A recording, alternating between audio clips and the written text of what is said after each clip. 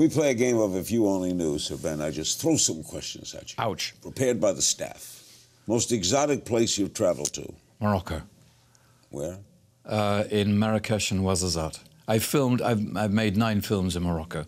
I'm very fond of it. If you weren't an actor, what would it be? Military. Favorite role to date? Sexy beast. Oh, was Sexy Beast. You were so cruel in that. Yeah, but I had a secret to that performance. Which was? He was an abused child. That's why he was what he was like. That's why he was what he was. An unhealed, abused child. And tough to play? Well, it was a scream that I wanted to be heard. And it coincided. Sometimes your work, your craft, and your inner voice coincide, and you find yourself privileged to scream something at the top of your voice that otherwise you couldn't. The actor or actress you'd most like to work with? There's a long list. So if I name 1 or 2, I'm guilty of grave omission here. The last time you were starstruck? Tony Hopkins. Sitting opposite me at a table in a film about to come out called Collide, and I had my first scene with Sir Tony Hopkins, and it's like sitting close to a volcano. He's tremendous. It was wonderful. I love him. What was it like to be Sir'd? They do touch you with the sword, right? Yeah. I'll tell you what it's like. You know, as well as I do, that the British find it very difficult to enthuse. The British find it very difficult to celebrate success, openly and vocally. Very different from New York and LA and America, where you can be greeted walking a block or 2 by many people. In England, if you walk into a restaurant, they will mutter behind their menus, "There's Ben Kingsley." "Who?" "Ben Kingsley." "I'll have the fish." But, you know, but what balances it, and we need this balance, is that seeming indifference where suddenly, you know, the sovereign says, no, we're not indifferent. We've seen what you're up to. We'll knight you. Thank you. It's beautiful. The most embarrassing moment? Yet to come. Pet peeve? Pet peeve? What bothers you? Tea that's not hot enough. Okay. Something that always... I mean, life's that beautiful, you know, that's my only peeve. Something that makes you laugh.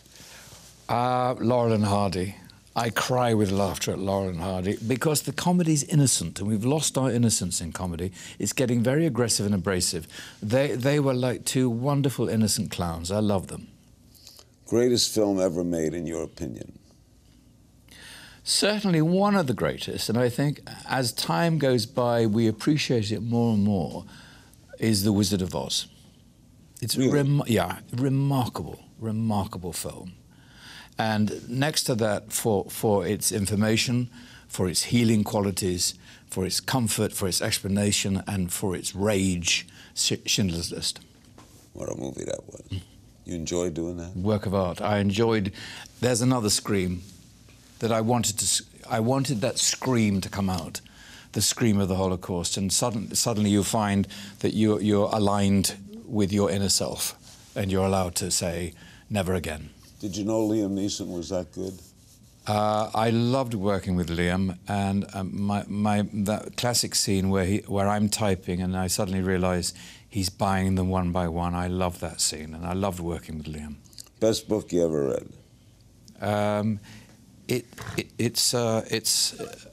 I think the best book I ever read is I go back to it, which is why I think I love it so much, and I still don't fully understand it.